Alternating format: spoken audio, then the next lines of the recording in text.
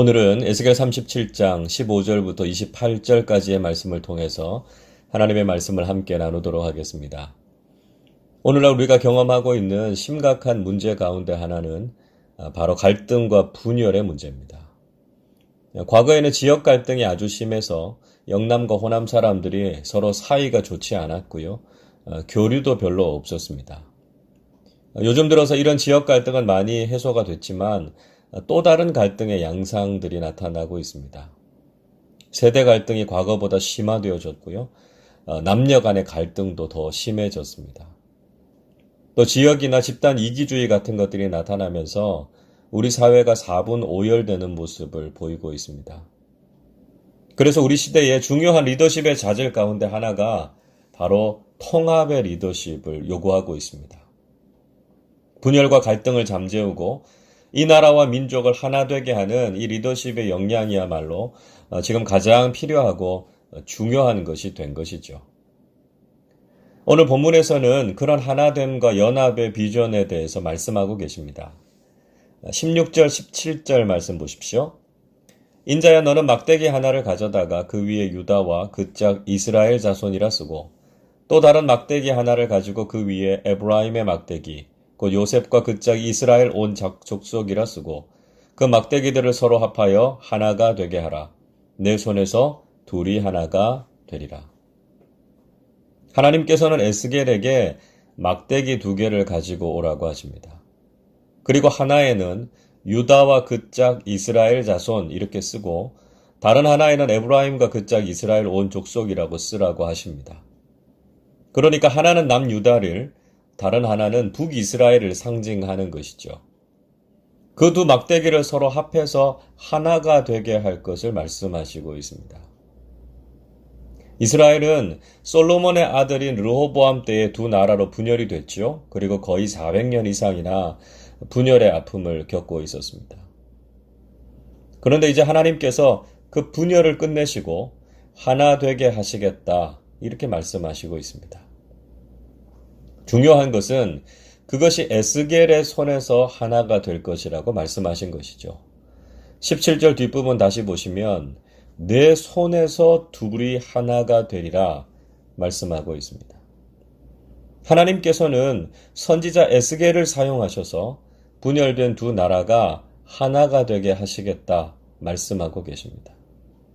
이 말씀은 우리 그리스도인들이 세상 속에서 어떤 역할을 해야 하는지를 분명히 보여주시고 있습니다.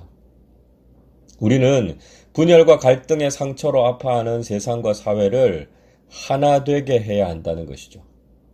그리스도인인 우리가 오히려 갈등과 분열을 일으켜서는 안 됩니다.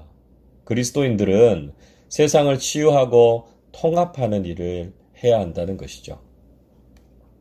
하나님께서는 이스라엘의 회복과 통일의 비전을 주셨습니다. 21절, 22절 보십시오. 그들에게 이르기를 주 여호와께서 이같이 말씀하시기를 내가 이스라엘 자손을 잡혀간 여러 나라에서 인도하며 그 사방에서 모아서 그 고국 땅으로 돌아가게 하고 그 땅 이스라엘 모든 산에서 그들이 한 나라를 이루어서 한 임금이 모두 다스리게 하리니 그들이 다시는 두 민족이 되지 아니하며 두 나라로 나뉘지 아니할지라. 우선 하나님께서는 이스라엘의 잃어버린 주권을 회복하게 하십니다. 지금은 나라가 멸망하고 바벨론의 포로로 끌려와 있지만 이제 곧 고국으로 돌아가게 하시고 나라를 되찾게 될 것이다 말씀하고 계십니다. 그리고 회복된 나라에서는 더 이상 두 나라로 나뉘지 않고 한 나라, 한 민족이 되어서 한 임금의 다스림을 받게 될 것이다 말씀하고 계십니다. 이제 다시는 나라와 민족이 둘로 나뉘지 않을 것이라고 말씀하시는 것이죠. 이 말씀은 우리나라와 민족에게도 소망을 주는 말씀입니다. 우리나라도 국권을 상실하고 고통 가운데 있을 때 하나님께서 이 민족을 구원해 주시고 광복을 맞게 하셨습니다. 그러나 얼마 지나지 않아서 민족 상잔의 비극으로 남과 북이 나눠지게 됐습니다. 지금은 비록 분단의 현실을 맞고 있지만 하나님께서는 분명히 이 나라와 민족을 하나가 되게 하시리라고 믿습니다. 우리 그리스도인들은 정치적이나 경제적인 방법이 아니라 하나님께서 이 나라를 하나 되게 하실 것을 믿어야 합니다. 하나님께서 이루실 통일에 대한 비전을 가슴에 품고 이를 위해서 기도하고 실천하는 신앙인들이 되실 수 있기를 바랍니다. 동시에 무조건 하나 되는 것만이 능사가 아니죠. 하나님 안에서 그리고 하나님을 온전히 섬기는 모습으로 하나 되어야 합니다. 23절 말씀 보시죠. 그들이 그 우상들과 가증한 물건과 그 모든 죄악으로 더 이상 자신들을 더럽히지 아니하리라. 내가 그들을 그 범죄한 모든 처소에서 구원하여 정결하게 한즉 그들은 내 백성이 되고 나는 그들의 하나님이 되리라. 하나님께서는 이제 하나된 이스라엘은 우상과 가증한 물건, 모든 죄악으로 더럽혀지지 않고 정결하게 될 것이다 말씀하고 계십니다. 그들은 하나님의 백성이 되고 하나님만을 섬기는 민족이 될 것이라고 말씀하시죠. 우리가 가지는 통일의 비전도 바로 하나님 안에서 이루어지는 통일, 복음 안에서 이루어지는 통일이 돼야 합니다. 이 나라가 통일이 되지만 만약에 공산주의 이념이나 다른 사상으로 하나가 된다면 그것은 더 큰 문제가 아니겠습니까? 우리는 오직 이 나라와 민족이 복음으로 하나 돼서 하나님을 잘 섬기는 나라와 민족이 될 수 있도록 기도해야 한다는 것이죠. 하나님께서는 하나된 이상적인 국가의 비전을 보여주십니다. 24절 말씀 보십시오. 내 종 다윗이 그들의 왕이 되리니 그들 모두에게 한 목자가 있을 것이라. 그들이 내 규례를 준수하고 내 율례를 지켜 행하며. 하나님께서 새롭게 회복될 나라에 다윗이 그들의 왕이 될 것이라고 말씀하십니다. 다윗은 이스라엘의 위대한 왕이었죠. 지금도 이스라엘 사람들은 다윗의 왕국이 회복되기를 기대하고 있습니다. 하나님께서는 하나님의 뜻을 실현할 수 있는 이상적인 지도자에 대한 비전을 주십니다. 어떤 지도자가 그 나라와 공동체를 다스리는가 하는 것은 어떻게 보면 거의 전부와도 같은 것이라고 할 수 있습니다. 그만큼 지도자의 역할이 중요하다는 것이죠. 우리는 좋은 지도자들이 세워줄 수 있도록 기대하고 기도해야 한다는 것입니다. 또 하나님께서는 그들의 땅을 회복시켜 주시겠다고 약속하십니다. 25절 보십시오. 내가 내 종 야곱에게 준 땅, 곧 그의 조상들이 거주하던 땅에 그들이 거주하되 그들과 그들의 자자손손이 영원히 거기에 거주할 것이요 내 종 다윗이 영원히 그들의 왕이 되리라. 이스라엘 백성들에게 가나안은 약속의 땅이었습니다. 그들이 다른 곳에서 거주하게 된다고 하면 그 땅이 아무리 좋을지라도 그곳은 약속의 땅이 아닙니다. 하나님께서는 그들에게 야곱에게 준 땅, 곧 그의 조상들이 거주하던 땅에 다시 거주하게 해주시겠다 말씀하고 계십니다. 그러니까 그들이 있어야 할 곳에 있게 하시겠다는 말씀이죠. 하나님께서 약속하시고 복 주시는 땅을 회복시켜 주실 것이라고 말씀하고 계십니다. 그리고 그들과 화평의 언약을 세워서 영원히 지키신다 말씀하시죠. 26절을 보십시오.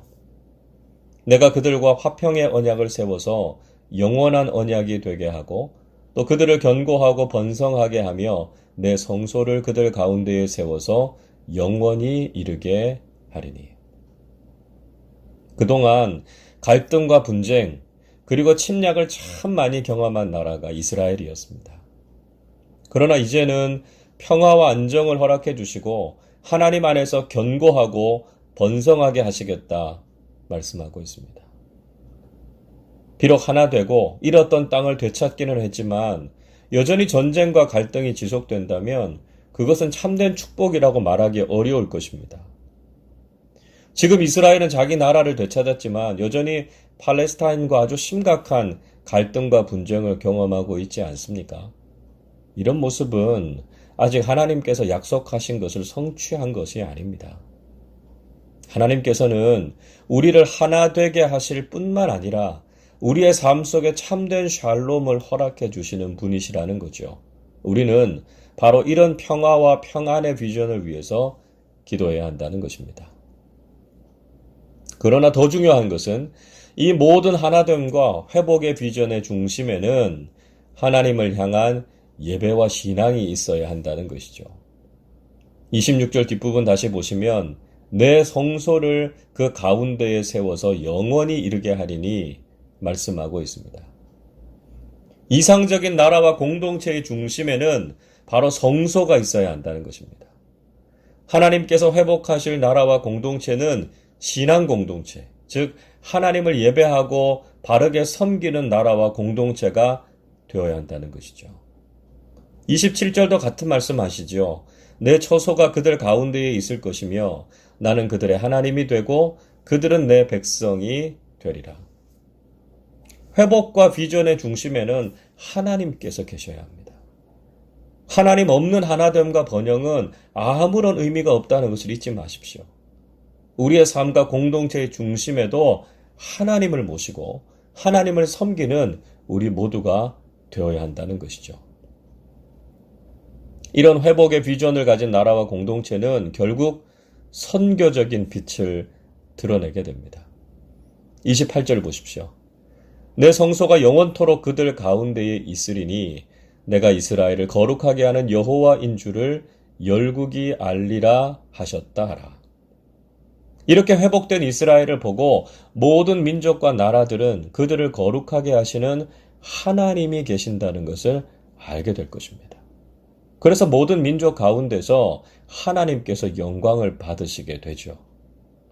우리나라와 공동체가 바로 이렇게 하나님 안에서 복음 안에서 회복될 때 그를 통해서 하나님께 영광을 돌리게 됩니다. 우리는 바로 통일과 하나됨을 통해서 이런 선교적인 비전을 가져야 한다는 것이죠. 우리가 하나 되고 이 나라가 통일돼서 하나님께서 살아계심을 증거하고 하나님의 영광을 드러내는 복음 통일의 일꾼들이 되시기를 주님의 이름으로 축원합니다. 기도하겠습니다. 존귀하시고 거룩하신 아버지 하나님, 오늘 이 새벽에도 귀한 말씀을 듣게 하시니 감사드립니다. 분열되고 갈등하며 결국 나라를 잃고 포로가 된 이스라엘을 향해서 하나 되고 회복되게 하시는 비전을 보여주신 것처럼 지금도 분열과 상처로 얼룩진 이 나라와 민족, 그리고 우리 세상 가운데 하나님의 뜻 안에서 회복되고 새로워지는 은혜를 허락해 주시옵소서.